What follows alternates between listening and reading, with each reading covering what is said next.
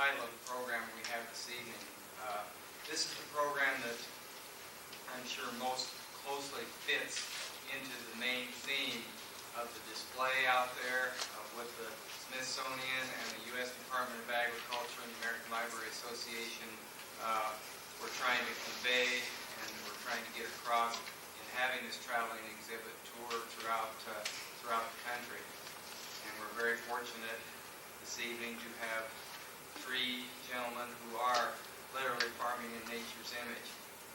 I'm just going to give a real brief introduction to all three of them and let them talk, and then we'll have questions and answers afterwards. The first presenter this evening will be Bob Quinn. I haven't told you that yet, Bob. You're going first. We were outvoted 2-1. You just stepped out from here. When we went for training for this thing in Washington, D.C., this is one of the books they gave us, The New American Farmer. And this book contains 3-page capsules of dozens and dozens of farmers who are practicing the sort of agriculture that SARE and the U.S. Department of Agriculture, who put this book without advocates and have been working toward for the years that SARE has been in existence. Sustainable agriculture, resource education, I think is what SARE stands for. But it's mostly research and education, correct. There's only one farmer from Montana in here, because I searched the book as soon as I got it to see if any Montanans, and of all places, from Big Sandy, Montana.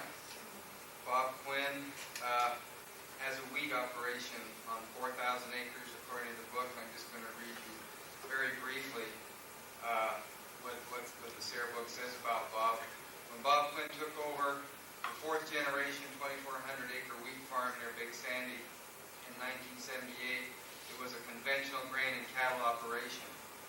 Unstable commodity prices meant he would have to look for something different if he wanted to increase profits.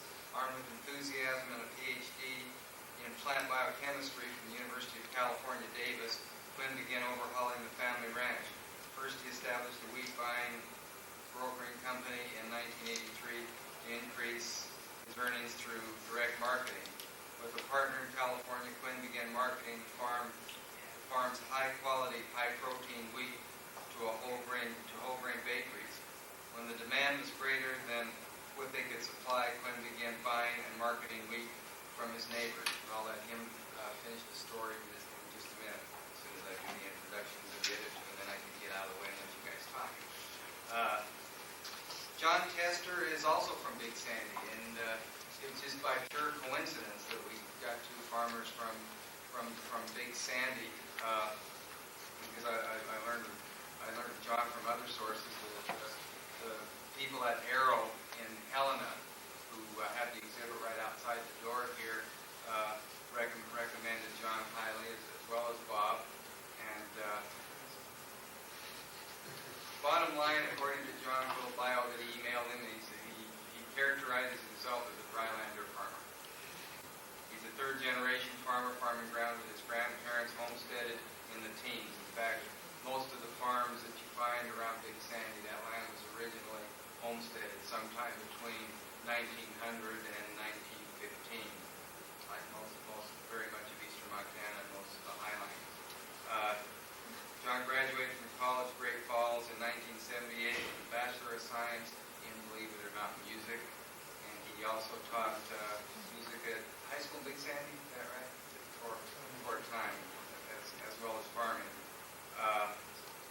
John and his wife Christine have 2 children. His wife is an RN working at Shodair, or her daughter, I guess, is an RN working at Shodair Children's Hospital. And her son John is a junior at Big Sandy High School. Since moving to the farm, John has been on the Big Sandy Soil Conservation Board, the Big Sandy School Board, the Chouteau County FSA Committee, and the Organic Crop Improvement Association International Board of Directors and Executive Board. John was elected to the Montana State Legislature, and if his face looks familiar, that's probably why, because he's currently the Democratic party leader in the Montana State Senate. And Josh Slotnick, a lot of you I know, probably most of you in this room know Josh pretty well.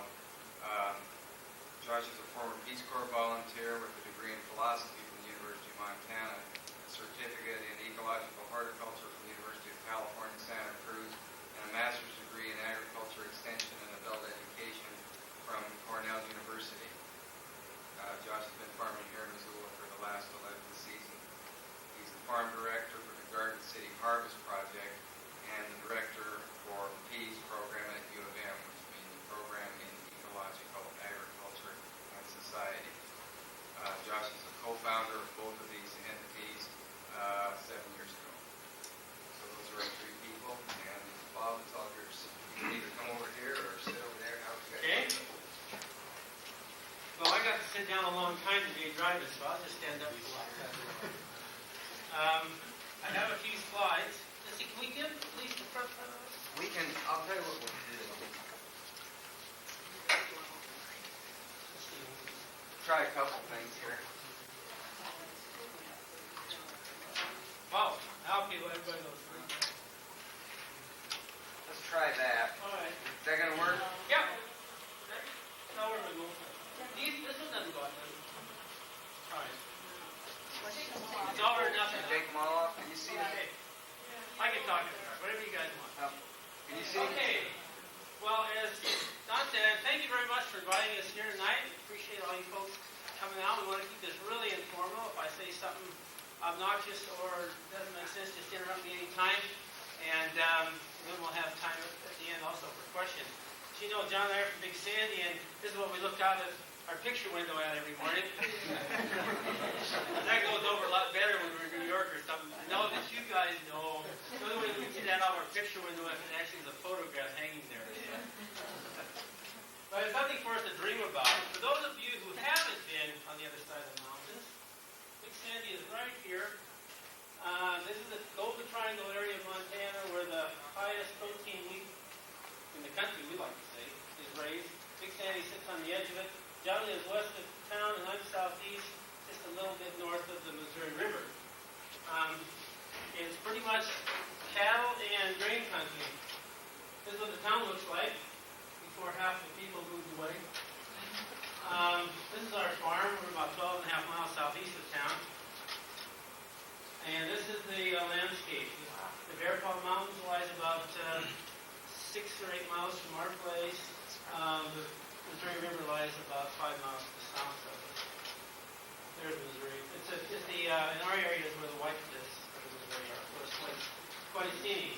My family has been involved in farming for 4 generations now on the prairie. The first generation on the prairie started out in Nebraska. This is my great-grandfather holding my grandfather the horse. They came out before the land was even surveyed, built a sod house, and within about 3 years were busted and moved to Alberta where they had water, the essential ingredient of farming. But anyway, that's how they got started, and they were on the cutting edge of the prairie. They really were, literally.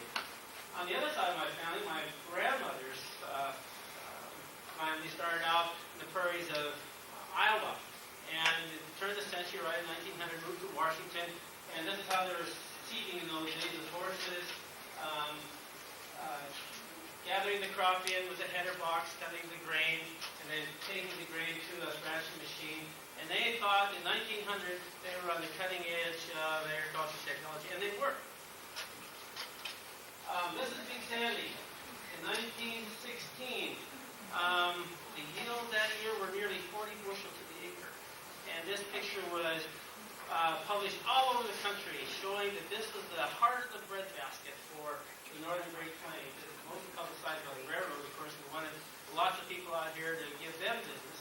And that was about the last crop they had for 20 years. So everybody was pretty excited about it.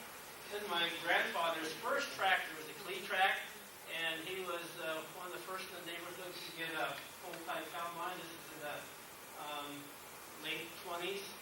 And he was always a fellow that was trying new things and on the cutting edge of technology, and away he goes. My father, when he came back after World War II, now has a self-propelled combine, and he's introduced chemical fertilization and herbicides to the farm, which was, of course, in that time, the cutting edge of technology. And he was always experimenting and following the latest advances and recommendations from the university. We did a lot of experiments on our place. The next generation was me. I returned to the farm in 78 after deciding that's where I like to raise my family, and I like to grow things. And so that's maybe what I did. My grandfather's favorite, his passion was cattle, really. My father was successful as a diversified farmer-rancher, but I like things where you put them. And the cattle were never that way, especially at harvest time. And they never appreciated you being out there trying to help them calve when it was 20 below. They'd be kicking you and these sorts of things. So I traded in my cow operation for a flour mill that evolved from the grain brokerage that Don alluded to that we started in '83. And having that kind of diversification, I always believed in diversification. So if we didn't have the cows to diversify and balance the grain, I didn't get rid of those until I had a flour mill and a direct market business to really supplant that. I like to show this picture because I think today we live in a new dawn for agriculture. And it can be a very exciting time. I'm very excited about it. I think there's all kinds of potential. But I don't think it's necessarily the way that some of our neighbors have been told they need to go. I like to show you, well, this is my most important crop. And I show this picture, not because I'm proud of my family, which I am, and it's quite an old picture. My son is now going to be turning 10, and my hair is much darker. There's more of it in that picture. But I wanted to link that with the past. I started with showing the past because I think we need to really appreciate our heritage and appreciate the sacrifice of those that have done before us and what they've done to try to build and do the best they could with the knowledge that they have. And yet we also need to look to the future, to our children and to our grandchildren's generations upcoming. What will we do if we extrapolate it out? Will it last for 2 more generations, for example? Or are we headed in a direction that will not be sustainable? I think those are really important questions to ask. I'd just like to go through now real quickly and show you what a typical year, well, we never have a typical year. Some of the operations we do in the course of a year, let me put it that way. And tell you a little bit about how we have arrived at the type of rotations and sustainable operation that we do on our farm. We start out every year, this is a picture of my dad, he's not doing this now, although he's still running the combine at 82. We do soil tests, and so that we know how much nitrogen we have in the soil. Not because we're going to change that, but because it gives us an idea of what kind of crops to plant. Crops that need more nitrogen, such as spring wheat to make high protein. We need to know that the nitrogen is sufficient for them to be planted. Otherwise, we'll plant something leaving less nitrogen, such as barley or lentils, which of course don't make their own nitrogen, or another legume or buckwheat, for example. We will cultivate our ground as early in the spring as we can get out, just to eliminate the winter annuals that may have survived the winter and would be growing, starting to come out of dormancy in the spring. And then after allowing the ground to settle, we'll wait for the first flush of weeds to come up and work the ground again. This working on the ground as much as we have to do to kill weeds is really, I see a weakness in our organic system. And for those that have chem fallow, I see that would be a nice component to bring in, except we don't really have an organic Roundup yet. But sometimes these drought years have really cost us for this amount of tillage we've had to do. Then as soon as the ground is worked, we will seed it. And we have an air seeder now that allows us to combine our seedings of, I'll show you, more than one crop at a time. One of the ideas that we had earlier was to spread the seed out so that we had a wide band of, my pointer broke. A wide band of seed coming up so that we can cover the ground. These rows were 12 inches wide, and yet the seed was spread out over about 5 or 6 inches, so that we could quickly cover the ground, which is our best defense against weeds, to have a good ground cover. Because of the amount of dirt this thing threw, however, making this kind of a planting system, we gave that up and went to a narrow space rows of 7 inches, which is what I had before I had an air seeder. And we went back to where we started, essentially. We found that to be more successful in our area. The other thing that we do, the seed that we had was, it was designed that we could blow our legumes when they're interseeding with alfalfa or clover right out the back of the tube on top of the ground. These harrows would then cover it, which needs a very small cover, and then we had tractor wheels to pack it in the ground, and then we could plant 2 crops at once. The main crop would be coming down by the time these shovels. And that's how we would seed our main crop. So every 3 years, we try to plant a legume so we have a green manure crop. Sometimes those legumes are clover and alfalfa, and if there we seed those as the crop. And if there's something like peas, we'll seed them separately all by themselves. This is a picture of the wheat now coming up, and you can see the alfalfa, in this case, is coming up also among the wheat. The alfalfa, or clover, whatever we're planting, does take a certain amount of moisture. However, when the grain grows faster than it does, and when a canopy is over, the alfalfa and the clover ceases to grow. It doesn't grow very much because of lack of sunlight. And so it doesn't interfere too much unless we get a lot of rain. So this is a field of kamut, which is an ancient grain that I'll tell you about a little bit later. But it's a spring crop, and you see that where the fields are thick and heavy with grain, there are no weeds, almost none. This is a picture of cutting spring crop, and you see the green underneath the story is the alfalfa. And as soon as that crop is cut off, the alfalfa now is exposed to sun. And if we get any fall rains, which we hope to be back in that cycle shortly, we'll be growing alfalfa or clover instead of weeds in the fall, which is a great help to us. We store our grain in steel bins, which is the custom of that area. I take samples of the grain every 2 minutes. This is a 2-minute glass right here made of 2 pop bottles. And I just keep flipping that over, and with this device, I can take a good sample across the whole width of the flow of grain, and then put it in buckets. And those are the samples that I would send out to prospective buyers, and also keep on hand. I got samples in my shed. It's from our very first organic crop in '86. And if there's ever any questions about residues or anything like that, and there have been sometimes, I could go back and even from the same field show 3 or 4 years of samples and show what might be there. We've also gone back and looked at things like selenium in the crops, and things that we didn't think to look at when they were first combined. So we really appreciate having those samples as a record. Very little is done for insect control. We will, before we load our bins, we put a coating of insecto, which is a diatomaceous earth, which are, everyone know what diatomaceous earth is? Anyone doesn't know what diatomaceous earth is? Diatomaceous earth are it's a powder made up of microscopic skeletons of plants called diatoms. And those skeletons are silica, and they crush those skeletons so that they have very, very sharp edges on them. So if insects crawl over those edges, they scratch the cuticle, the waxy covering over their bodies, and then the fluids drain out and they die. They desiccate, they dry out. This insecto has a pheromone in it that attracts the insects to it. So therefore, you need only a very small amount because the insects are attracted to it, and then they commit urticaria. Yes. Anyway, you don't need very much. We coat the bins with it, and at the very end, we might sprinkle a little bit on the top. We put fans on all of our bins to cool the grain down and also to dry it if it comes in with any weeds or any moisture.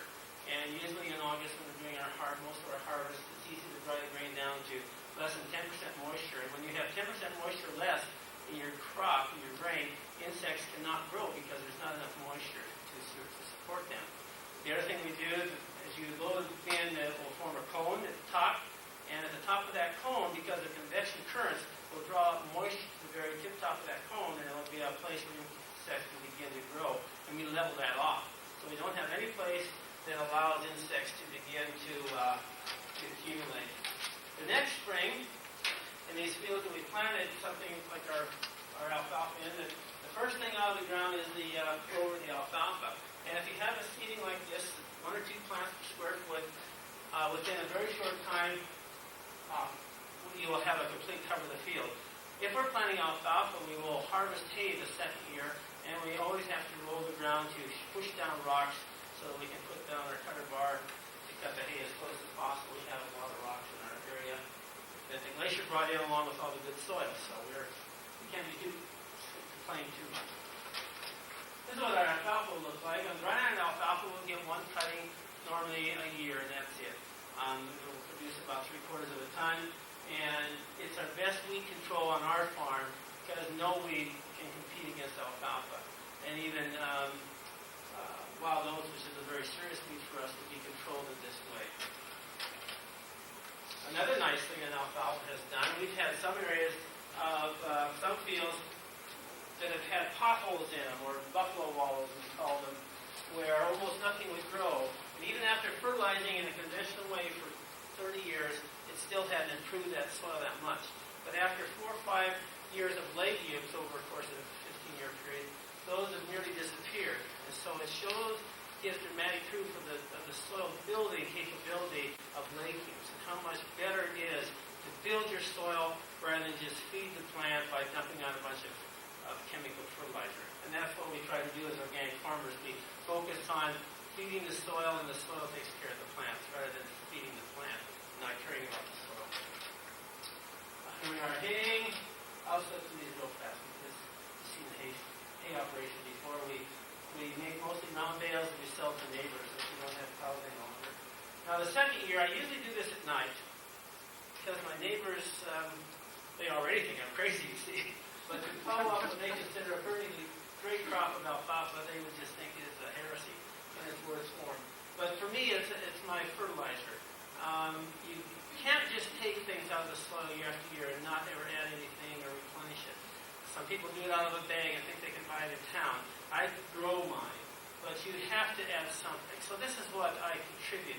Even though most people would make hay out of that, sell it for cattle feed, I use it for soil feed, and it works great.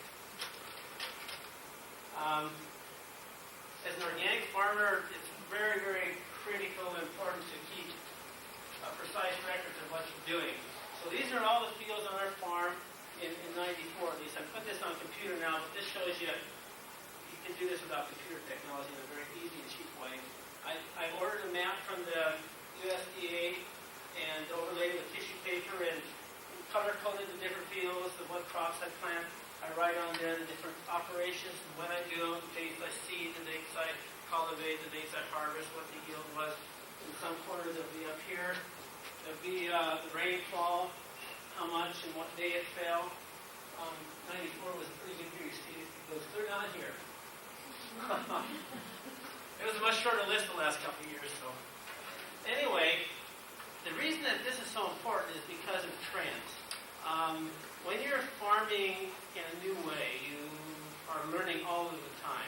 And unless you have a record of what you've done in the past, it's impossible to know the causal effects of what you're seeing in your fields. And so I can go back over many, many years and see the different crops I planted and the different yields and what has happened. And it's been a great help to us. Here we are. I'll show you now some different crops we grow. This is spring wheat. These are lentils. Lentils are our most valuable crop. There's not a huge market for lentils, but what we can sell bring more money per acre than any other crops. Most of my lentils I sell directly to markets in Germany. We did have to do some modification on our combine, and we had to have a pickup reel or a pickup header.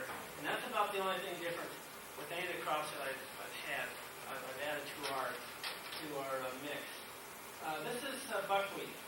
Buckwheat is my least profitable crop. And I don't grow buckwheat to make money. I grow buckwheat if I have a problem with the field, if it's a weed problem or some other problem, because I can plant buckwheat very, very late. Buckwheat also will fungalize phosphate and make that more available for subsequent crops. And it is a very fierce competitor because it's planted late. Most other weeds are past the germination time, and what does germinate can't compete with a buckwheat crop like this. These are some of the things we face just like all farmers. This is a wonderful field of winter wheat right after the hailstorm, and there's nothing there now. The nice thing about organic agriculture, however, is that when we have a disaster like this, we're really normally only affected by 1 year because we haven't used a herbicide that precludes certain other crops coming in after this or that sort of thing. These are cutworms. We had a pretty vicious outbreak of cutworms in the last couple of years. And in organic systems, there's nothing we can really do for cutworms. We just hope our wheat can outgrow them. Sometimes it does, and sometimes it doesn't. We don't really try to control everything that happens or that we're thrown at us on our farm. We take the punches as they come and have enough diversity on the farm that something will be a success. Usually every year we have something that's very good and something that's just ho-hum. But most years we're able to have something because of the diversity that we have. Something will succeed. Sometimes you get a bonus from Mother Nature. Now this is Canada's thistle plant, and it's just covered with the larvae of painted lady butterflies, which normally migrate through your area, through the mountains. And they very rarely come out into the prairies, into the plains. But over the last 10 years, at least 2 or 3 different times, they've come clear up, even as far as Big Sandy. They lay their eggs all over the thistles, and they eat them down so that there's nothing left. And that's quite a nice bonus for us, because they don't even make seed in those years. Some of my neighbors, when they first saw these things, they were calling up their county commissioner and saying, "What do I do with this? What am I going to spray these things with?" And the commissioner, the extension agent said, "Well, what are they doing?" They said, "Well, they're all over my Canada thistle." And I said, "Well, is there a problem with that?" I mean, we have such a mentality of it's a worm, we spray it, you see. And they said, well, where are they going to go next? You see, where are they going to go next? So everybody is really paranoid about this. Without really learning the life cycles and what is a concern and what is not a concern. These are the things that I love the most. These are lady beetles, and their population has really grown enormously since we started doing legumes in a rotation, particularly with the alfalfa and the clover. Out in the foyer, you have the prairie display that I thought was really, really interesting. And it talked about using native plants. And I've tried to do that on our farm too, not with great success. But this is American vetch, and it grows wild in the prairie. And since I've been farming organically, I've seen more and more in my fields. It has a very complex system of rhizomes, so it's very hardy. I tried to cultivate in my garden to see if I could get the seed and then reseed it because I thought a legume that was native would be just a ticket for it. Unfortunately, my kids hold it up, so that experiment was a failure. And when I really studied the plant a little longer, it's such a prostate plant. It doesn't grow up where you can ever harvest it. I don't know how you would harvest the seed. I haven't figured that one out. But these are the kinds of things that we're always looking for on our farm. This gives you an idea of why I decided to go organic in the first place. Well, I was really sold on the idea. I always liked the idea of growing our own fertilizer and having an opportunity to rid ourselves of fertilizer and chemical bills. But my father, who was the how do you say this? The chief stockholder in the farm. That's how it was. And so he was the one who had to be convinced, because at the board meeting, you see, it had to be a majority vote. Well, we had a little experiment that we started in '83. We had 20 acres of alfalfa right next to a conventional field. And these are the crops we grew: 83 alfalfa, winter wheat, alfalfa hay, summer fall, alfalfa hay, barley. This was the conventional thing that we were doing in most of our fields at that time: winter wheat, summer fall, barley, summer fall, spring wheat, and so forth. In '86, we tested the nitrogen and found, after we plowed down the alfalfa, it was 96 pounds per acre. In the summer fall, it was 40. So we added 56 pounds of nitrogen in the form of urea to bring it up to the same nitrogen, which is directly correlated to the amount of protein you have, and then planted winter wheat.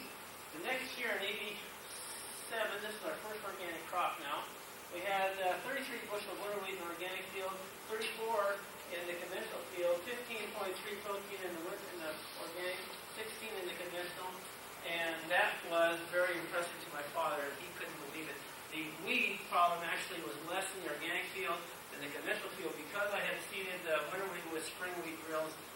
which were 7-inch spacing instead of the 14-inch spacing we use normally for winter wheat. All my neighbors said, if you plant with 7-inch spacing in winter wheat, it'll all die. It won't survive the winter, and it did. It all survived the winter. And so that was the first community hurdle to overcome. The next year, 88, we had a drought. It had 4 bushels of durum on my organic field and 0 bushels on the conventional field. But guess how much it cost me to produce 0 bushels? A lot of money. I had fertilizer, I had herbicides, I had all the normal things, and that was the thing that really convinced my father when he saw that. The next year, we were seeing still more protein in the organic field than the conventional field. And this shows that taking the nitrogen test. Here's the conventional field. We add the urea to bring it up to the same as the organic field. The highly soluble N in urea goes down almost 100% the first year, back to where it was. Where the nitrogen in the organic field is coming down at a very slower pace, like time-released aspirin. Lasts a long time. Yes? So do you think that 4 bushel and 0 bushel output there was, what do you think affected that? Was it actually holding moisture better in that organic field? Well, one thing with conventional farming, when you're putting all that soluble fertilizer on, it's in the form of a salt normally, ammonium sulfate or whatever it is. And when you add salts in a dry year, it really zaps the plant more than if you didn't have it. So it was a terrible year. I mean, 4 bushel isn't even worth harvesting hardly. But the salt in it created 0 in the conventional fields for a continuous crop. And that's mostly what it did. And those kinds of years, it's not a question of how much you make, it's a question of how much you lose.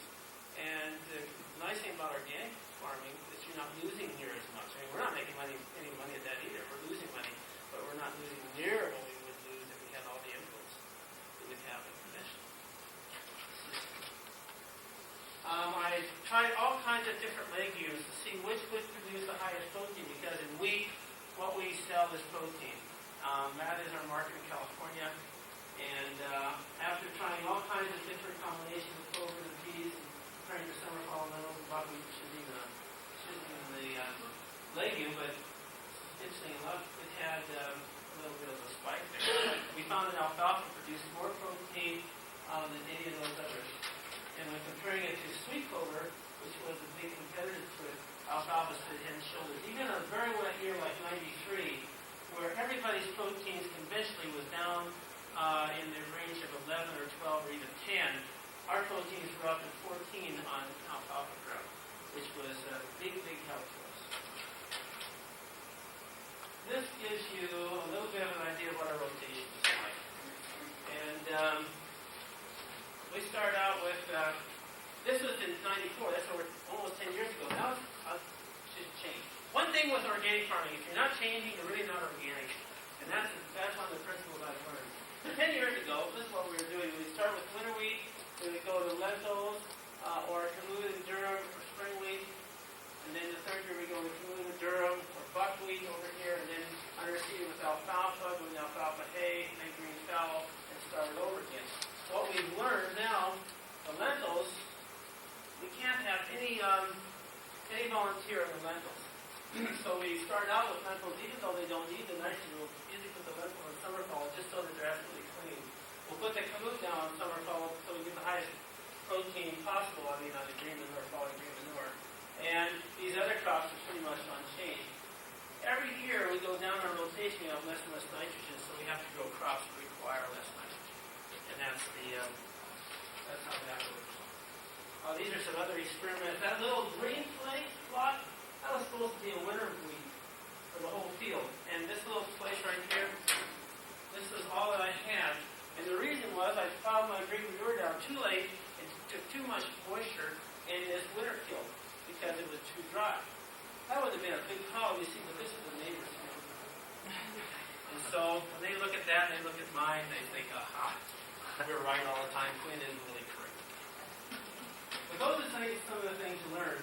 The other experiment we've done is with wild oats. Some of my friends from Montana State University came out and put patches of tests in this field, which is almost solid wild oats at the end of the rotation, before before I went into alfalfa. And everywhere they tried different things, you see the result was you can see very sharply where the wild oats come back. Where the rest of the field is fairly clean.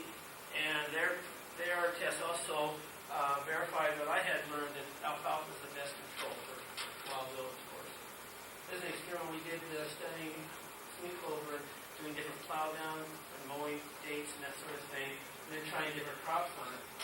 So we did a lot of different tests. This is a test of using biological control of the Canada thistle, using a fungus, different types of bacteria and fungi on it, and also comparing it with tilling it or using competition like alfalfa. And the biological ended up with a good start, but it didn't continue, and the alfalfa turned out to be the best in the end. And in the end, one of the most fun things to me is having people come from all over the world to get ideas of how they can help themselves. And these guys are from Ukraine. And I never, in my wildest dream, while I was growing up in the Cold War, digging bomb shelters in our house, imagined I would never entertain Russians in my kitchen. And it was a great, great experience for me. And they don't have money to buy all these chemicals and introduce America's great, grandiose agrochemical business to Russia. But they were there looking for alternatives, and it was a great, great day to host them. I wanted experimenting. This is garlic. I was told I could make $30,000 an acre growing garlic. The seed dealer told me that. Did anybody have those kind of experiences? Well, Josh is making money on garlic. He can tell you about that. I didn't.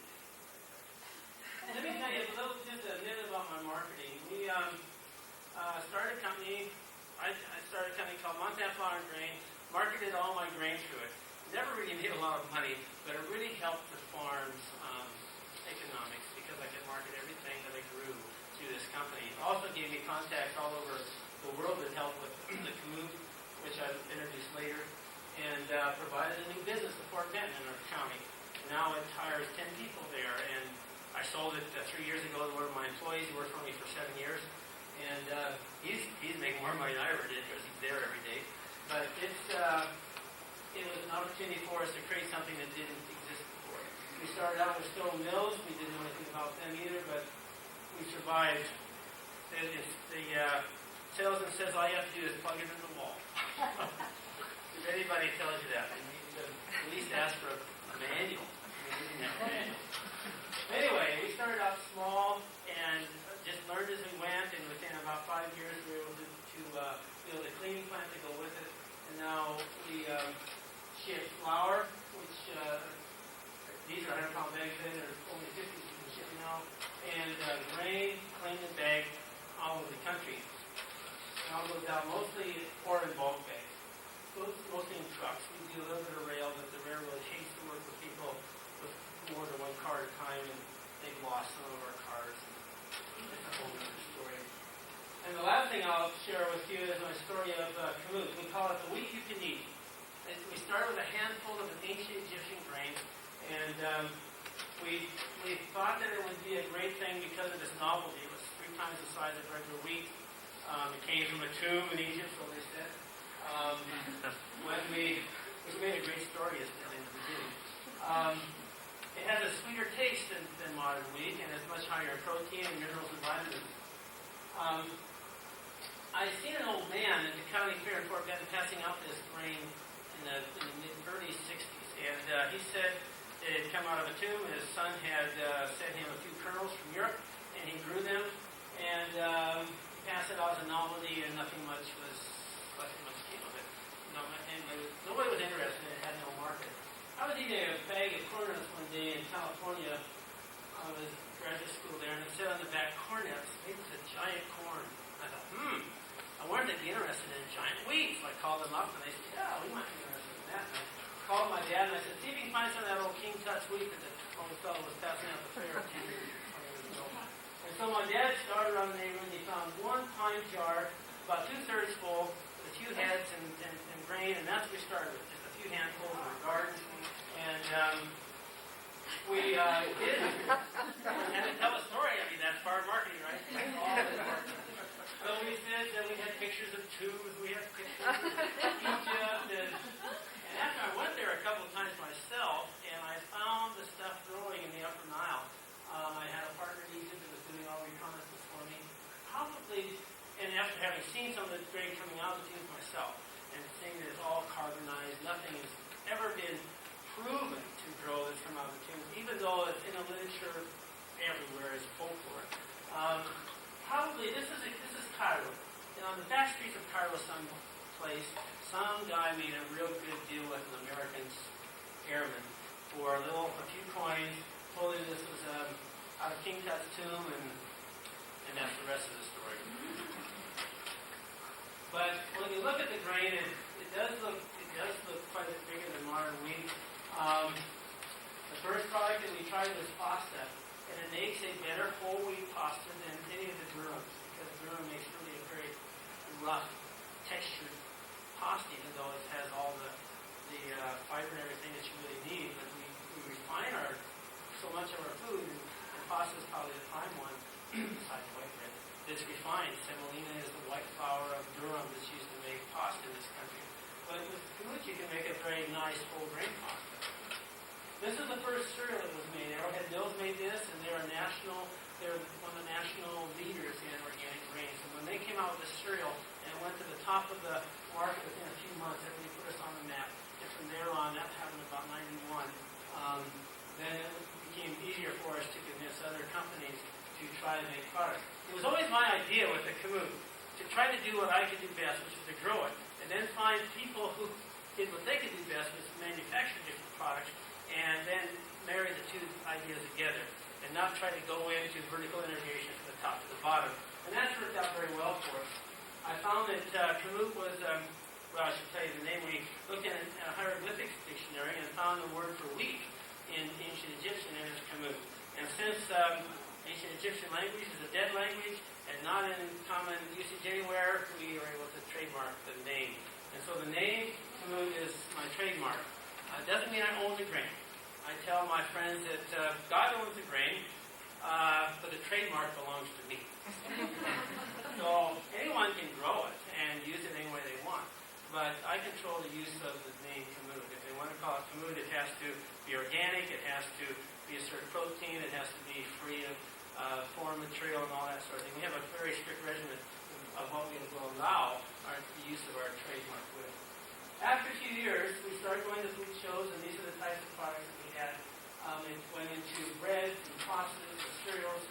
Here you see all pitas, all kinds of pasta, pancake mixes, pita mixes, waffle mixes, bagels and breads, even grain Kamut. They take grass when it's about this high, and they grind it up and dehydrate it and sell it for grain foods, chips, crackers, and that sort of thing.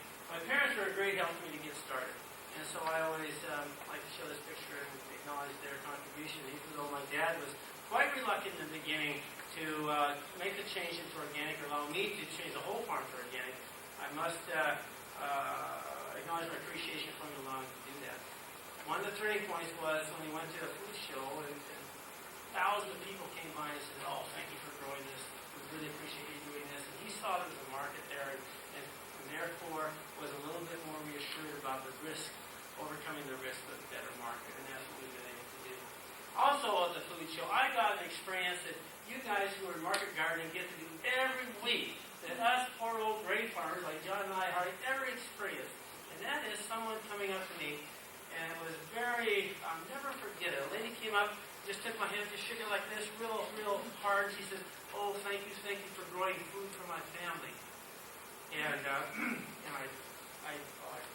welcome. And I thought to myself, no one has ever thanked me for growing food for their family before. And it was something I had never even thought of in that way.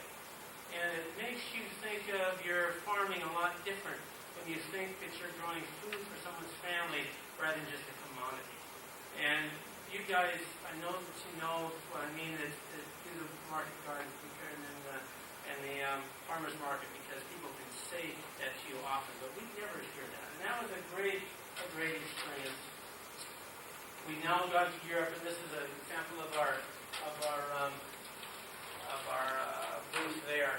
But it's opened up new vistas for me. It's introduced a new crop to Montana for organic agriculture because this kamut is a very low yielding crop. We try to pay people more for it so that it can be of value to them to grow it.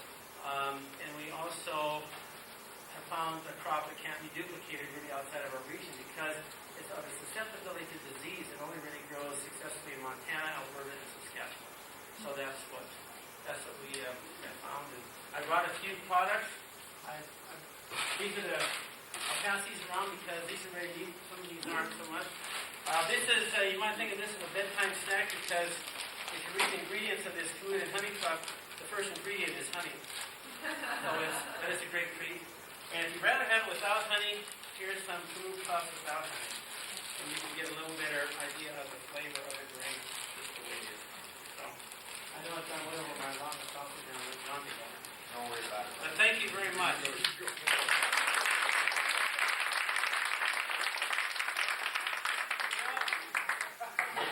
make the bag smarter than the guy, okay? You have to get a room in Must be there. organic, bag. I'll clean that up later. John, it's all yours.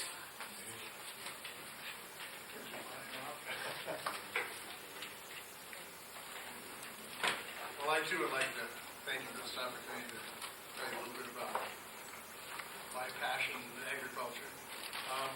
Mine's going to be considerably shorter because I think Bob's covered a lot of the stuff that actually applies to me, so there's really no need to repeat.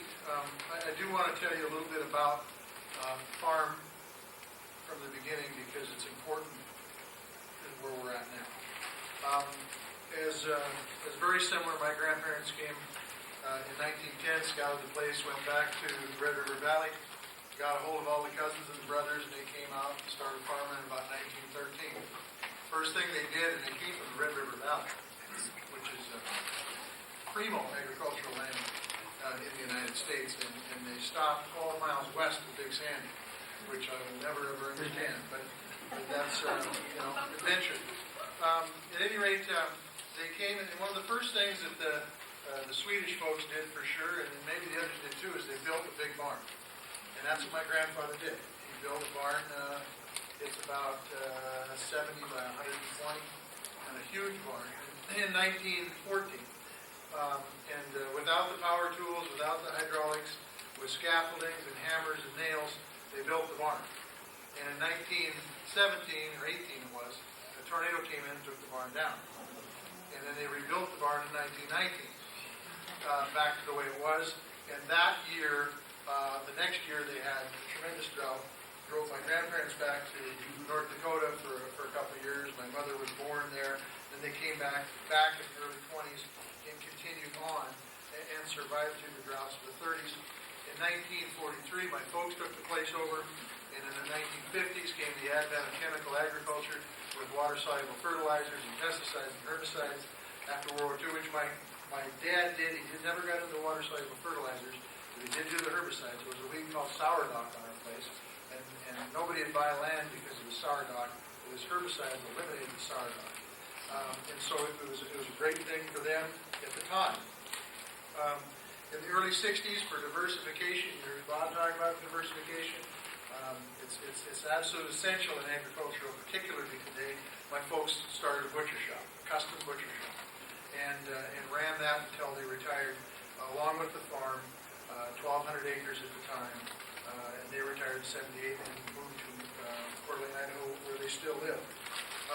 Charlotte and I, my wife, took the place over in 78. Like Don said, I taught music for a little bit, a couple of years, and didn't want to run the butcher shop, just too hard work. The music gig didn't work out because it was 1978, 79 was probably the last winter we had. And we had 2-3 feet of snow, and quite frankly, I beat the hell out of my pickup, and I said, for $6,000, this ain't worth it. So we started the butcher shop back up and went with that diversification thing. We sprayed, as my father did, with a Willys Jeep, a little Army CJ2A Willys Jeep with a yellow double sprayer in the front of it. And when we sprayed, it took about a week to spray, and in my neighbor and I sprayed together, and we always joked you could take a leak on a plant when you got done, you could probably kill it. Because the fact is we ate more of the dope than we put on the plants. And you could just plan on being sick with flu symptoms for a week after you got done spraying. I mean, that's just the way it was. So from 78 until we made the conversion 10 years later, that was life. And we used a treat on our seed called Vitavax. And Vitavax was particularly, there was dust that came off. It was a red treat. I don't know what was in it. Bob probably knows. But it was particularly harmful to my wife's sinuses. So she'd come out and help me fill the drills. Hell, she'd get sick, and her nose would be running, and her eyes would be watered. Well, the whole chemical thing wasn't really, I mean, it really wasn't something that we liked to do. It was something that my dad did, and so we did. And in about 1988, which was a drought year, we didn't have to spray, and we quit using the Vitavax shortly after the sinus things happened. In about 1980, which is a drought year, a lady from Eden Foods came to Quinn's house, and Bob invited me out and said, hey, there's a market for grain here if you want to raise it organically. There was our out to get out of the Yellow Devil sprayer and the Willys Jeep. And so we did it. And it worked out well. And I will never forget the first crop of durum that we had, and we marketed and shipped it to Eden Foods in Michigan. And later that fall, I had the opportunity to go to an organic meeting in Philadelphia and met with that woman that I'd met with a year earlier at Quinn's place. And talked to her, and she said, you know, that was the best durum we got. And I found that ironic, because when I cut the border strips of the durum and hauled it to General Mills, they told me everything that was wrong with it. And when I went to Eden Foods, she told me everything that was right with it. And I thought, you know, this is the way it's going to be. And we converted everything. So by 93, we were 100% converted. And it just worked. I mean, from 1988 to 1998, we raised fenugreek, we raised red lentils, we raised, I mean, you could put anything in the ground and it grew well. And you could just about do any rotation you wanted, and it worked. Okay, and then came 1998, the year I was selected to the Senate, and we haven't got a crop since. And so, I don't know if there's any connection there. And so the reality of it is, when I think back to those first 10 years, and whether it was beginner's luck or whether it was Mother Nature telling me that, you know, this is the way it works, I have gotten a real education in the last 5 years.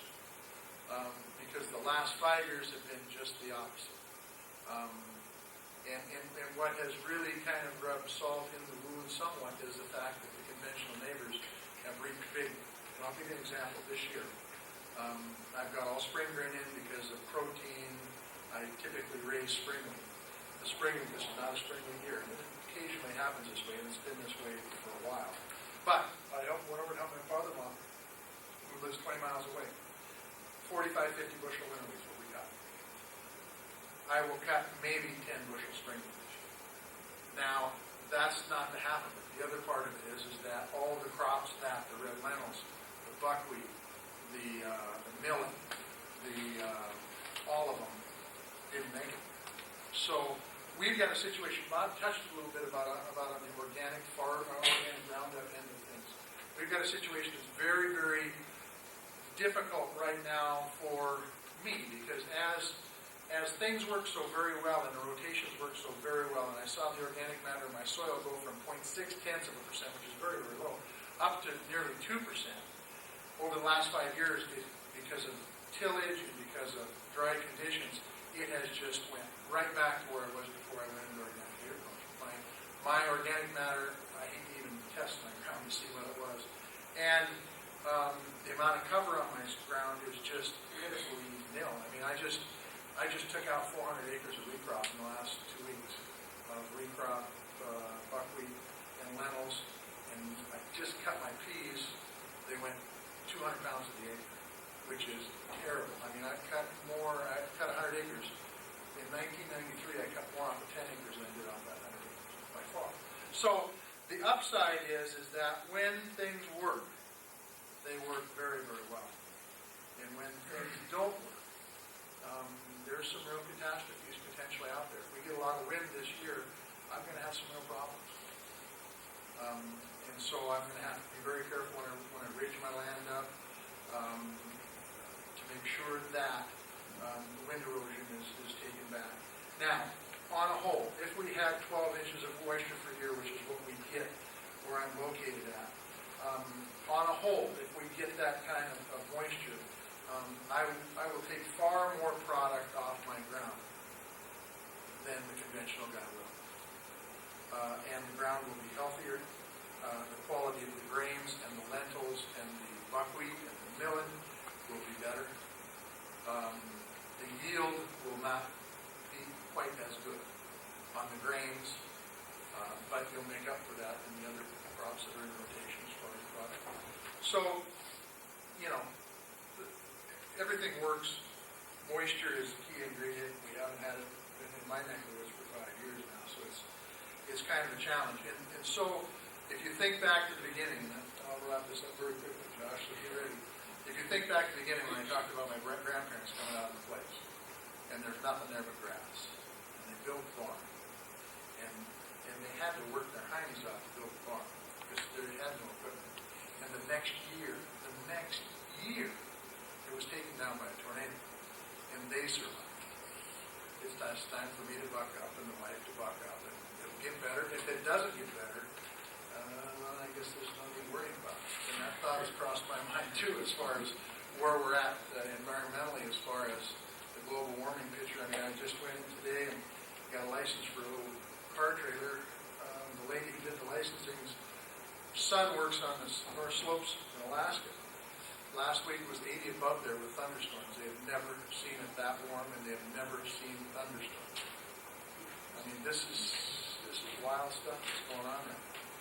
And, in 1916, 17, 18, there was tornadoes that came through our area regularly. That didn't happen again until, it was probably the early 80s when we saw a tornado out our way, which never set down. So, I don't know what's going on with the environment. I don't know what's going on with the global warming thing. I'd like to think that it's all a facade. Things are going to get better. It's going to go back. But it sure how makes you wonder when you start seeing what's gone on in the last few years. And when you see 5 days of 105 degrees in a row last week, it makes you wonder. At any rate, that's it. Thank you very much.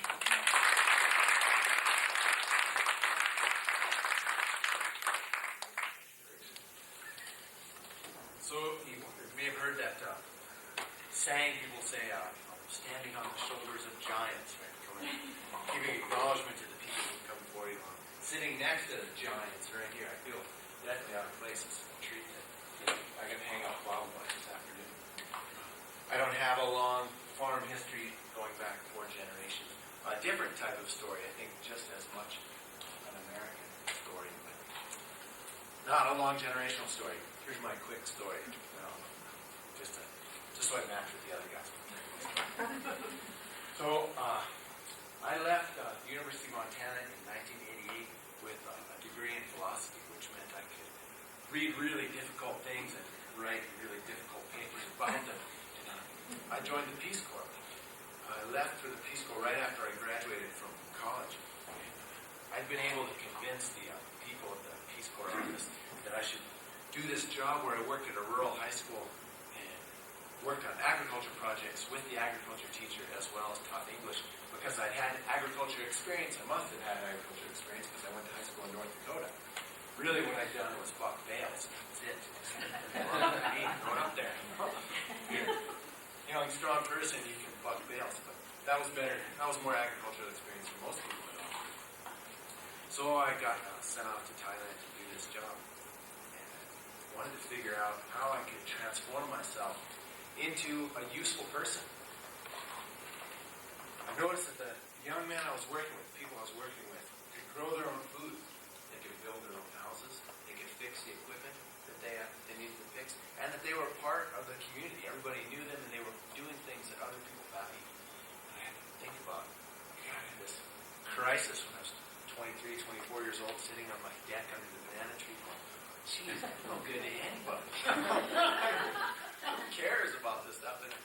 So I went on a mission to remake myself into someone who could do something and be useful. I always liked being outside. I always liked doing physical work. I liked to buck bales. I thought Well, people I met who were growing food organically, and this is the first time I'd ever run into it, was in Southeast Asia. I thought, geez, what they're doing, everybody wins. I looked around at other things that I could think about doing, other enterprises that I knew other people were involved in, and almost everything he chose, there was some sort of deleterious side effect. There was some bad thing that happened in the environment, or you were sending something from some faraway place, or using material you shouldn't be using. Growing food, I don't want to say organically, but growing food in an attempt to be sustainable. Everybody wins. People who live nearby get to eat the food. You get to be part of your community. You get to be outside. You're feeding people. If you do it right, it's actually good for the landscape. Everybody wins. So I decided, well, I'm going to learn as much about this as I can and try to take my turn in usefulness towards agriculture. My parents thought I was crazy and I was just going to go to law school eventually and everything would be all right. Pass the phase. Well, since my experience was pretty narrow until then, in terms of how a person goes about learning things, well, if you want to learn something, you go to school. So I went off to the University of California at Santa Cruz. They have a program called the Apprenticeship in Ecological Horticulture, where you get to live on their farm, their vegetable farm, for 6 months, and work 4 days a week on the farm, and do a little classwork on the 5th day. And it was in a school, it was at a college, I could feel comfortable in that kind of environment. I'd been to plenty of those. So I finished the Peace Corps, and traveled around a little bit, and went off and did this program in Santa Cruz. And in that 6 months, I learned tons, and I got really inspired, even more inspired. I left the Peace Corps inspired. I got more inspired in those 6 months. Met my wife there, and she'd been there for a year already and was hired on as a teaching assistant in the same programs. Okay, teaching assistant. She wanted to go be a farmer on her own somewhere, and I remembered how much I liked Missoula, so brought her back to Missoula. And we rented some land and lived in the basement of the house in the front of the land and just dove in. And learned really quickly that we had to unlearn everything we learned in California. The situation where we were in Santa Cruz, it was kind of like Eden. You can throw an avocado pit over your shoulder and spit on it, walk away, and 6 months later there's an avocado plant. It wasn't quite like that in Montana. We also weren't working with 35 other people who wanted to work all day. It was just us. And tons to learn. I think that first year we made $5,000 and had other jobs at the same time. But things got better, and Missoula changed. We made every mistake we could make. Thankfully, we didn't spend a whole lot of money, so the mistakes we made didn't cost us a whole lot, just cost a lot of time. Missoula changed too during that. This happened in 92 when we started in Missoula. Since 1992, anybody who's been here, most of you look like you've been here a long time. Me too. Remember what it was like? When I went to college here in the late 80s, you could rent a house for $150 a month. Well, I came back in 1992, things had changed quite a bit. It cost a lot to live here. A lot of people were moving here. On the plus side, the people who moved here were the kind of people who wanted to grow the sorts of vegetables that Kim and I were growing. And that trend has just continued. I just left Tuesday night farmers market, did a little bath in the sink in there, changed my shirt, ran up here to do this. Tuesday night farmers market was packed, as the Tuesday night farmers market is for the first 20 minutes. You sell like crazy, and then everybody goes home. That never would have happened. Even that craziness of the first 20 minutes never would have happened in 1992. And then Saturday markets, Picasso County, it's crazy. It's crazy. You can't sell anything fast enough. You spend 4 hours going as fast as you can, and it's done. I wouldn't have dreamed that would have been the case in 1992. You could actually earn a living selling organic produce locally in the Missoula area. Much due because of the people that have moved here. In the case of my family, because we figured things out. So, I only spend a little bit of time working on my family's farm in the morning, in the evening, and on the weekends. My 9-to-5 day job, I work as a farm manager for Garden City Harvest. I manage 6.5 acres of vegetables up in the Rattlesnake off of Duckett Drive. And I teach a program at the university called PEAS, which is the Program in Ecological Agriculture and Society.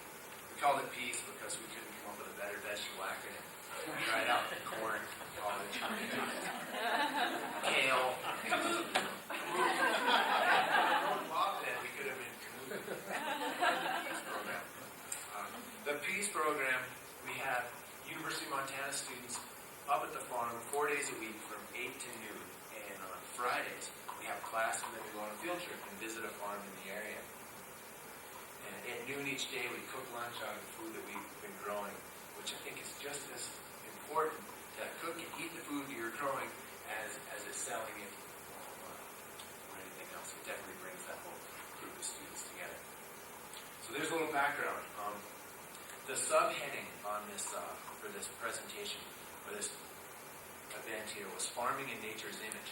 So I wanted to talk a little bit about that.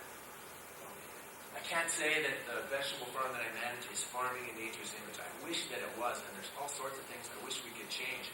But as any farm, there are certain parameters that you really have to work with. You can't fight the size of the farm, what your water availability is like, the climate, the soil type. You kind of have to deal with the hand you've been dealt. So, if we were to look at nature's image as a place to start farming, I often go down by the creek in the Rattlesnake, right next to the farm. It gets really hot, 505 days in a row, 105 degree days in a row in July. I'll send you to the creek. Down by the creek, there's this wonderful mix of perennials and annuals. Tremendous diversity, and they're all really green. It's 105 degrees. The hills around here, where it's just kind of a monocropic knapweed, they're all brown. Down by the creek, it's all green. This is a great mix. Well, what's going on there? Well, you've got these trees that are like nutrient pumps. They suck up nutrients from the soil. Big leaves or needles, those things drop off or don't drop off. There's root exudate. There's perennials that have dieback. There's annuals that grow up and die off. And all that organic matter that gets generated and then drops down along the creek, gets decomposed by all the microorganisms in the soil, goes back into the soil, and the next year the annuals and the perennials grow again. It's this big solar-powered cycle that spins around and around, and actually it runs on a surplus, which is crazy. The state legislature surplus is a foreign word, right? There's more life in that soil. It's not John's fault. There's a surplus. You go down and dig around in the duff below the trees, and there's this much of a very dead, newly dead material. You dig down, it gets more and more dead. It goes from kind of a gray to brown to black. It's rich, full of worms. All that stuff, that's next year's and the year after's and the year after's fertility. This is a great system. You got a surplus of fertility. You're banking for next year and the year after and the year after. Well, think about a vegetable garden, a vegetable farm.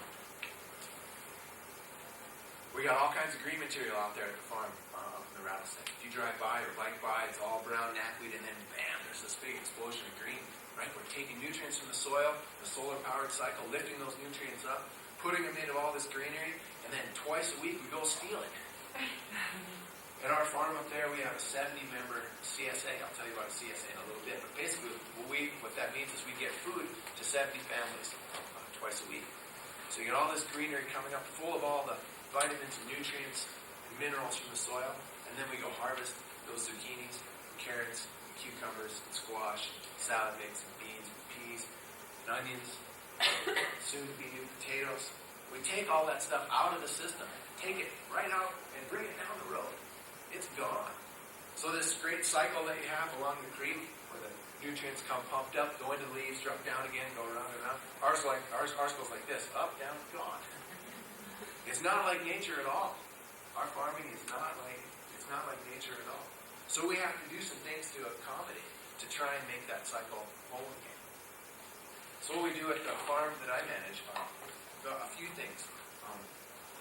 We try and make up for that loss of organic matter. All that green stuff by the creek that grows up and comes down, we don't have that, right? The green stuff comes up in the form of vegetables and leaves. We have to make up for that loss in organic matter. So we spread composted manure, because that's got a lot of organic. We also grow plants not to harvest at all, but just to improve the soil. The library will be closing in 15 minutes. We grow a cover crop in the spring. Hopefully you gets big enough so we till it in the fall, it's worthwhile. We add organic matter that way too. We take a good portion of our field, each out of production for 3 years, and grow a cover crop there of mixed grasses and clovers. And we put that back into vegetables in 3 years. We did something with our corn this year that I tried before. Hopefully it was going to work better this year. It's all about timing. Undersowing clover under the corn when it was not too tall. So after we cut down the corn, there will be a cover crop there. Right? It's tough to farm in nature's images. You're being held to an awfully high standard. And by its very nature, farming is destructive. And it's a real challenge. I think it can be done, but in order for it to be done, it has to be our goal. And with most of agriculture, that isn't the goal at all. I had some great talks with Bob today, and one of the things that came out, I thought it was a good thing, is that we seem to be really good as human beings at accomplishing what we set out to do. Think of all the things that, at least in the United States, we set out to do it, by gum, we do it. We can throw a bunch of resources, we got all kinds of smart people. Steve Elliott says we're a smart bunch of monkeys. We are, we can do it, we accomplish what we set out to do. We haven't set out to farm in nature's image. And I think when we do set out to do that, we'll accomplish it on a grand scale. But right now, you got just a few people that are giving it their all and really need to be rewarded. I feel like the challenge for us in the future isn't so much technological or knowledge-based towards research. I mean, granted, those things are good and those will help us. But I think the real challenge is to change our collective will. That's what's holding us back. Right now, our collective will as a people, and not just Missoula, but in the United States, is not to farm in nature's image, is not to live in nature's image. Our collective will hasn't pushed us towards enriching our communities and making people's lives better. And when we decide to do those things, we'll be able to do them. We know how to do it. So, there you have it. I could go on now with some other stuff, but I think I'll just let that be, and I'll go back to the Giants here.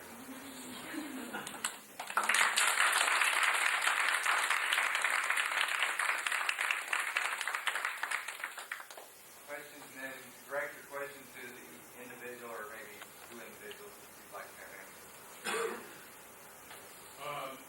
I guess maybe John might be able to answer this. I'm wondering about the term organic. My guess is that others are looking and seeing the market, others are corporations that are trying to get into the organic without being organic. And what legislative fights are going on regarding the division between organic and non-organic? Well, the rules are they're pretty specific as far as what constitutes organic and non-organic through the federal program. And the state of Montana is dovetailed into that federal program now. So that's the private certifying agencies also have to meet those federal standards. Now, the problem is, and I think those federal standards are decent right now. The problem is when the bigger corporations want to get involved and money starts being ponied up on the table, there's potential for some mischief there, quite frankly. And there's already been some tried. There's some chicken producers in the South and feeding them non-organic feedstuffs and still being able to call them organic. I guess what we have to do as farmers, and especially the people who are consumers, is try to keep your finger on what's being delivered, and making sure that there's bogus stuff out there all the time. I mean, as I walk through the farmer's market, there was organic cucumbers, and there was organic this and organic that.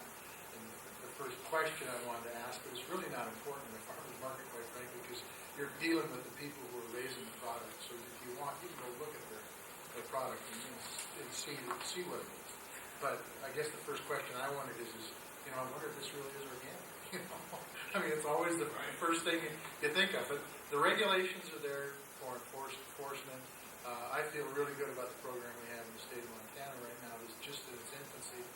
I think we've got some really good people. I think Doug Crabtree's a great asset for that. And I think that as long as we as farmers and we have peer evaluations, we'll go over and make sure that Bob Quinn isn't spraying stuff, and make sure that You know, I mean, and you can see that as farmers, we know that. And if I do something that's wrong, it's a black eye on Bob, and it's a black eye on Bob Betcher, it's a black eye on Dwayne Cook. So, I mean, we have to police ourselves. And this question is directed to the first speaker, or really anyone who can answer this, but I'm not a farmer, but I really like what I hear and I want to support what you're doing. Is the only thing that people who aren't farming can do is just buy these products, go to the farmer's market and buy organic in the store, or is there anything else? Yeah, and that's the most important thing. When you're going to the store and you go buy to buy something, so you go to a grocery store in Missoula and you just see a bunch of vegetables there. It doesn't say where it's from or who grew it or anything. Ask them. Go ask the produce person, say, where's the lettuce from? And they'll go, I don't know. And just say, well, could you tell me? And then they'll go back and then they'll come back and they'll say, well, nobody really knows where the lettuce is from. But then tell a friend, do it 3 or 4 times, and pretty soon they'll be saying, we got to mark this lettuce because our customers are demanding it. Those stores make money by providing their customers with what they want. Look what's happened at the organic market in Missoula. All the major grocery stores now are carrying organic. Not because they have any high sense of value, so they're trying to walk the moral line. They're doing it because they can sell it. So not only should you buy it, but you should ask questions. Because like Food Farm, I guess they're in competition with the new Good Food Store, and they started carrying it was like the first time I ever seen it in the last few weeks, the Arrowhead Mill cereal. And I got these, it was kind of different for me at first, organic Cheerios with no sugar. But if you put fruit in it, it's not bad. And it's just like, it was just really exciting to get something that you knew was healthy, and I mean, on top of it, to support people that you agree with it, it's just kind of exciting. When you're at the food farm, say to the nearest stalker, hey, it's great you have this. And say it the next time, and the next time, and the next time. Or tell your friends. They respond to that stuff because they're in the business of selling things. There's one other thing I would recommend, and that is that this comes in political activism, all right? But I think you need to get involved with groups that have similar type of interest as you do. And there's several around the state. I mean, Don mentioned Arrow. Arrow's a great group to get involved with. They are very, very much involved in sustainable / organic products. They're very much into eating Montana. So, I mean, those kind of groups, and they're starting to have a little more punch as far as the political scene too, and that's important too. And the thing that John mentioned earlier on the attempts to weaken the law, that will always be a factor to watch. The reason that hasn't been successful so far is because of public outcry against that. A law was actually passed as a writer, no one even noticed it going on a preparations bill to allow non-organic feed that's priced 3 times more than conventional feed than these chicken farmers in Arkansas. There's such an outcry of letters and congressional.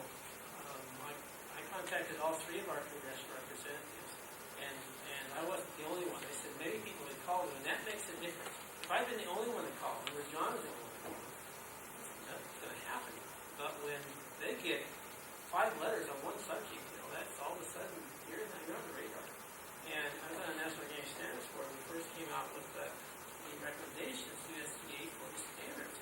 They ignored all of our work and came out with things that allowed for introduction of sewage sludge, GMOs, and all kinds of stuff in organic agriculture.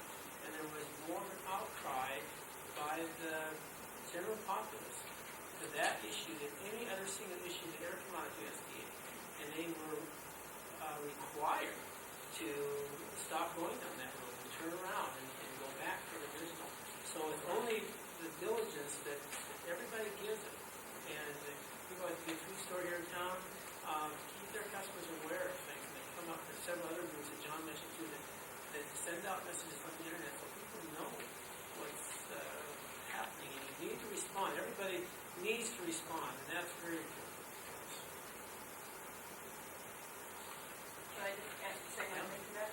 There's some exciting stuff, particularly in Montana, that's going conservation security program is some of the most innovative legislation ever to get through, and it's unfortunately went through in the Clinton administration because it's being brought down. But Montana, Minnesota, and Iowa are the only states in the country now that are offering money to growers to convert to and transition to agriculture organic production.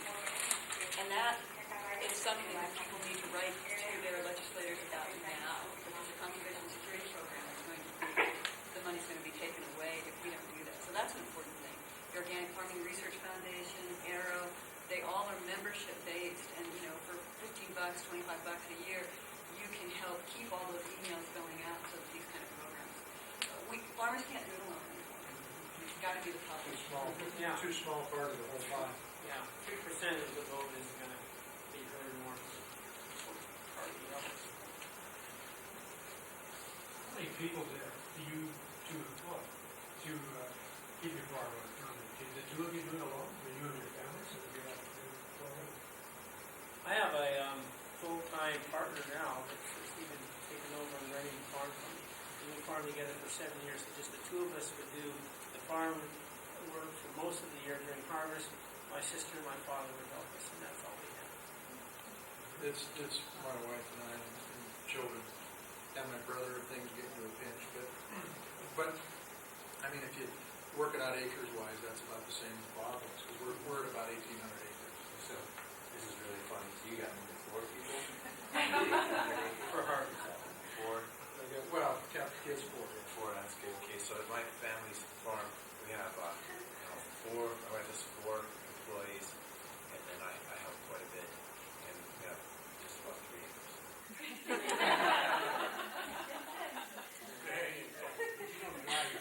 I mean, you sell a green crop. Exactly, it's all sold locally. So we compared the acres return, dollars per acre return, then we also have a big shining star return. Our return per acre is quite small. How many people on 3 acres? Well, I'd donate 3 acres if you could support 4 people.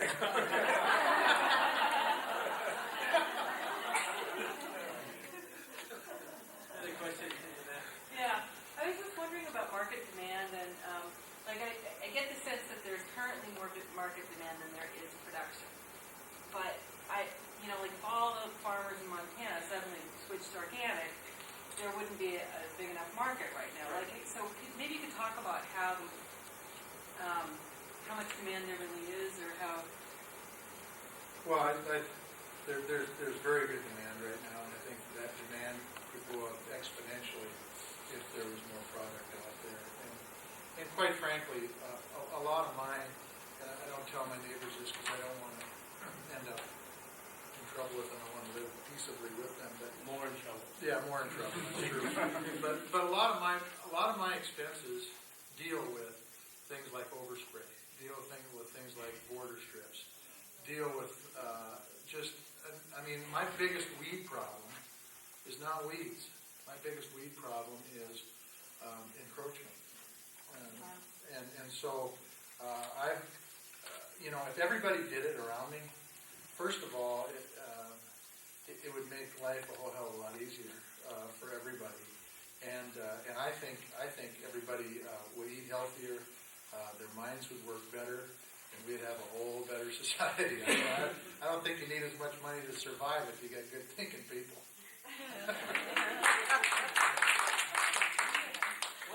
One thing though that I'd like to comment on that too, that it's very important that the supply and demand really is kept fairly well in balance, and it is now. Organic agriculture demand is growing at about 20% a year. The production is also growing about that too. It's not, one is not outstripping the other. If they did, it would bring a lot of chaos, and also price depression to us too. And that's why even one thing for me personally, would not like to see is the government mandate or skew that conversion. It's going well the way it's going. We just rather they stay out of the way and not be a deterrent to it, however. And that's starting to disappear. The deterrents are disappearing. But for a lot of people, the conversion should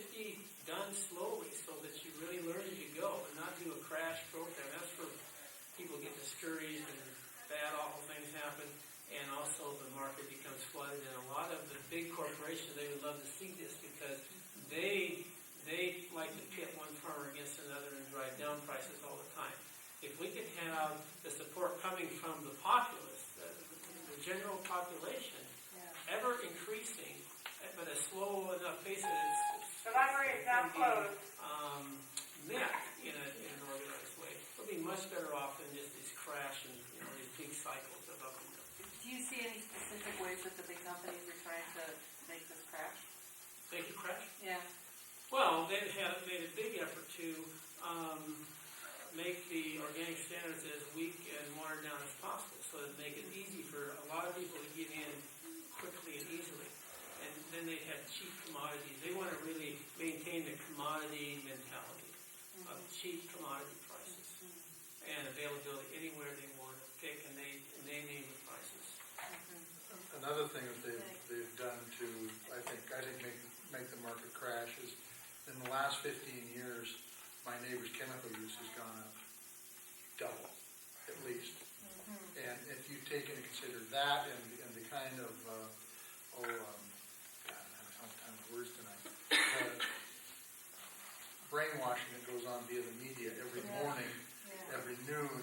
I mean, you turn on the radio and it talks about birds singing and you got to use Avenge or some damn thing. And then the other thing, quite frankly, that will I think put me out of business. That the big companies have control over is a thing called genetically modified organisms. And right now you can't raise. I'm told you cannot raise organic oil seeds. Which one is it? Canola. Organic canola oil seeds in this state because of genetically modified oil seeds. Well, in fact, you get drift in wheat. Some people say, it won't drift up more than a couple of feet. Some people say it'll drift 100 feet. Some people say it'll drift a quarter of a mile. The problem is there's no research. Well, let me put it this way. If there is any research, we don't know what it is out there on GMO drift. And I will tell you, I came damn close to putting my whole place in CRP this spring because of the GMO issue. So if you want something to write a letter about, because that's what it's going to take, lots and lots and lots of letters, because this country, the administration particularly, even our, and it's going across party lines, our legislative leaders in Washington, all of them, Baucus and all of them, are very much behind this GMO technology. They need to know why it should be questioned. We have an expert right there with their hand up. And Dennis Kucinich Yeah. from Ohio has just introduced in Congress a bill to require labeling of foods that have GMOs in it. And that's what you should write for. Yeah, Because right. if they're labeled, then you have a choice, and the customers know what they're buying that has GMOs in it. And then, your dollars will be your vote. Your dollars will have the message to it. That, I think, is probably the most important thing we can do right now. And write legislators to tell them to support that bill or to co-sponsor it. Good. I had once heard that if you have sprayed your land, then you can no longer grow organic on it later on. But all of you have sprayed your land in previous. You just have to wait. The 3-year conversion. Just 3 years, and that's enough for everything to work out. And That's what the law says. That's what the law says, but if you have really these bad, awful stuff of long residuals, there are provisions that you may be required to do self-testing and that sort of thing to see if there are significant residuals remain. But generally, 3 years is what most things are gone in 3 years. What percentage of your neighbors up Big Sandy would you say have switched to organic? We have a hotbed. Yes, we've got a hotbed of organicism. I was cooking better than you and I am. Maxwell and Yes. Maxwell and what's her name? What's it called? Don't know about that. Yeah, Merrill's. Merrill's in right. So we're approaching 10. Yeah. And that's probably close to 20,000 acres. Well, at the other end of the county, I don't think there's more than 2. It's a matter of, they watched us for years. John, there were 3 of us that started pretty close at the same time. And the next one didn't come for several years, maybe for but they watched this for years and years. And they're only now, there's several now that are asking questions and thinking about trying small things. But in the beginning, everybody thought it was just a bunch of hooey, that it didn't amount to anything. And a lot of them, I shouldn't say a lot of them, it's getting to be a lot of acres. Some of the farmers have so many acres that the organic system, I don't think, can work for them. In fact, tillage won't even work they don't spray, their tractor time would go through the roof. I mean, they've just got that much land. And an organic system works well. I mean, I really think that a couple thousand acres, quite frankly, dry land is a lot of work. And a sustainable unit. So. Yeah. So I guess what you're saying, it's very workable on a small family farm. Yes. But if you have what my understanding is, farms are more and more going to very large corporate farms. Right. It isn't going to work. Well, it'll work, but it takes a lot. I mean, you got to have a hell of a good manager, and you got to have some really good people working for you that have really bought into it. And if they haven't bought into it, it's going to fail miserably. Mm-hmm. You have to believe it. That's one thing that very, very important, if you really believe it, because there's a lot to go wrong in the conversion process. And if you're doing it just for the money you think you're going to make, if that's the only reason, you'll probably not make it to that point. Because there's just too many other things to stand in the way of your success. In the end, it is financially successful. But you've got to conversion period and establish some stable markets and that sort of thing. But I could never put my kids through college with a conventional income from 2,000 acres. But let me give you an example. My father-in-law cut, let's say it's 40 bushel wheat this year. Let's say he gets $3 a bushel out of it. That's $120 gross per acre. Now he's going to have inputs in that, probably bring it down. I don't have a clue what inputs cost anymore, so it's just a crapshoot. But he's going to make some money. Okay, and if in the farm subsidy program works, the more yield you get in wheat, the more subsidy you get from the federal government. Now, and the bigger crop insurance you get, and all that crap. At any rate, if you're in my boat, I don't get as big a subsidy. I get a subsidy if I've been living on it for the last 4 years. But I'm hoping to cut 10 bushel this year. So my gross is going to be about $60 to $70, and I don't have the inputs. My guess is off that 45 bushel crop, he's probably going to make a few more bucks than I am off of it. So if I'm in it for the money, dog go hunt this year. The other thing you need to understand, notice you're not into big subsidies this side of the mountains. But the other side of the mountains, the government checks really are driving the size of the farms bigger and bigger. Yes, they are. And when we converted to, started our conversion program in the middle 80s, and it was a kind of a high watermark for government subsidies, we were bringing in to an average size farm in this state, at that point was 2,500 acres, if we're doing that now. 2,500 acres, we were bringing in a government check of anywhere between $22,000 to $27,000 a year.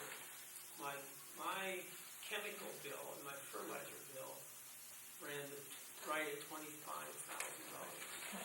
So it doesn't take rocket scientists to see the correlation here. And it's a general correlation. It could be made really on most size farms. The only reason that people are able to buy chemicals and fertilizers is because they have a government check to do so. So my jumping to a conclusion to say here, our tax dollars are really subsidizing the petrochemical It's industry. a great transfer of income from your pocketbook to Monsanto's and those guys. It goes right through the federal treasury and through the government programs back to the chemical companies. Yeah, that's really what's happening. Is the government aid money tied to the condition of using chemicals, or could you take the money and not use chemicals? Yeah, sure. That's what we do, of course.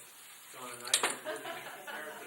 But it's tied to your yield. And because our yields have been going down, we say from using less, using no chemicals and no fertilizers, our yields actually have gone down somewhat compared to the conventional farmers. And so the payments that we're receiving isn't driving, is also declining. So, but that's not the main thing we're doing. And in the beginning, we were taking a lot of penalties because we were growing. If you weren't growing your full base, every farm had a wheat base and a barley base. And if you didn't grow all those acres of wheat and barley, you also lost government payments and the history of those base acres. So every year your base was going down, down, down. And when we started in organic, we started, of course, immediately into crop rotations and diversity of crops. And so we started using that base, which is a significant thing for value of the land, even to transfer or sell it as well. That hasn't changed.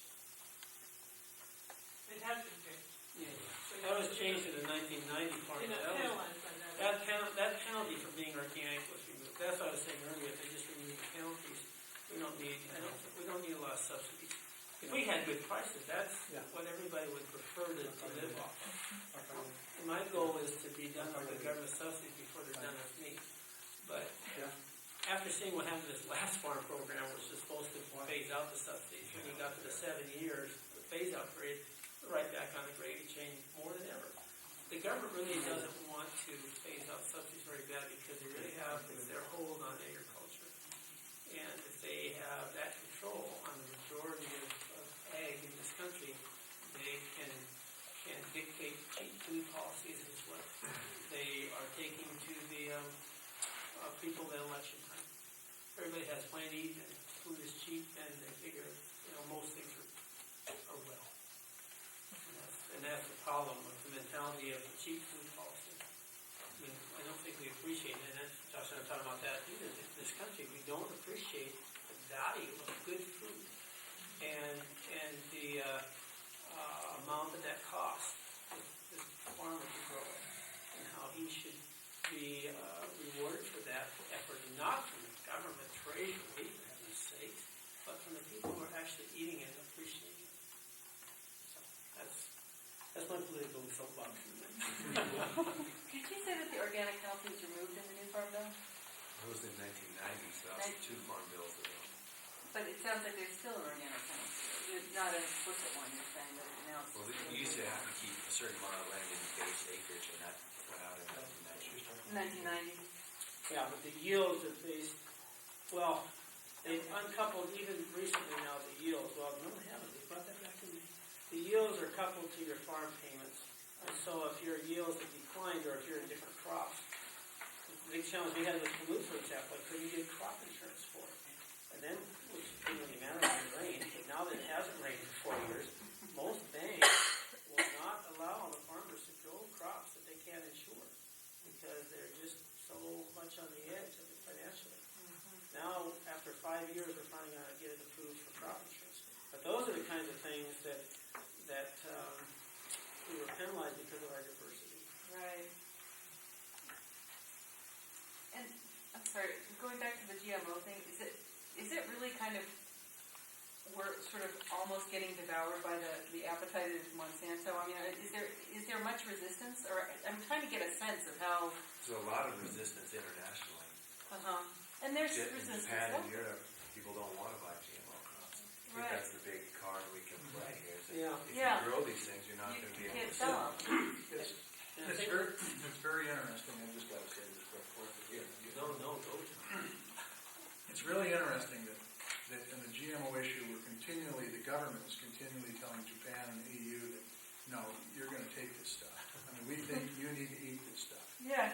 And there's a mad cow found up in Canada, and we cut the border off. Right. And Japan says, we don't want any of those cows if you open that border. And they're saying, we ain't opening the border. Now, I think the shoe should fit both feet on this one. Yeah. And I can't figure it out. Yeah. And so, evidently, the stock growers in Canada don't have the money that Monsanto has, or something's going on. Right. Because it doesn't make any sense to me. I'm sorry. No, that's good. The other thing I was going to say is that the United States government now has decided to take our complaint of Europe not taking our GMO wheat to the WTO. Okay. And Baucus is supporting this. And all of our congressional delegates supporting this. And last time we did this with cattle, we did it also because Europe refused to take hormone beef. And so America went to WTO and says they have no right to preclude our imports of hormone beef. And they won the case. They actually won. And I travel to Europe very often for food shows. I go 2 or 3 times a year. My last trip to Europe, well, over the last couple of years, I see in the menus in the restaurants, and these aren't the fanciest restaurants, these are just, daily type restaurants, these run-of-the-mill ones. They are advertising now Argentine beef. On the plane, a Delta airline plane, American carrier from Frankfurt to Atlanta on my last flight, in the menu on the Delta airline plane, it says Argentine beef. And so we won the case, but we lost the market completely.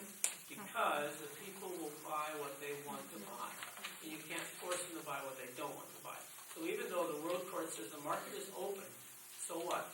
No one is there that wants to buy what we have to sell.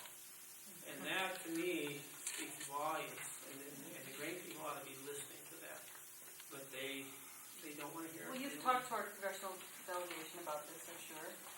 And they know the facts. Yeah, but they also know my contribution level. Bottom line. They're really supporting the corporate line that GMOs are fine, and they ought to be able to go anywhere in the world we want. I think these guys are also fully bought into an economic model that's entirely dependent on exporting as much as you can, as far away as you can, basically. And GMOs fit right into that model. That the way to get ourselves out of a financial hole in Montana agriculture is to produce more. Yeah. And that's not, I don't think that's the right option. The problem isn't how much we produce. Thanks very much.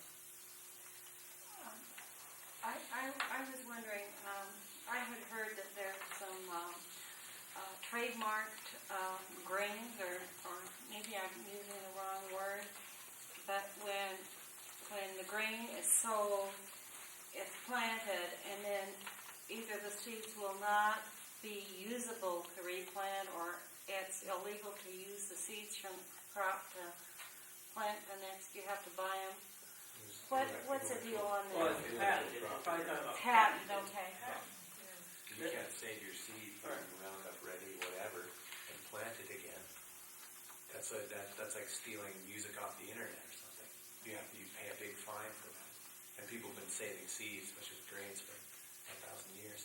Right. You can't do that with, or I don't know enough about it, which Roundup Ready corn, Well, any of them. canola. Monsanto owns those things. They own those seeds. You can buy them from them and plant them, but you can't save the seeds from your own crop and replant them. Well, they wouldn't be organic anyway, or would they? No, it wouldn't be. No. I just was curious what the deal on this. But it does seem a little strange making seed saving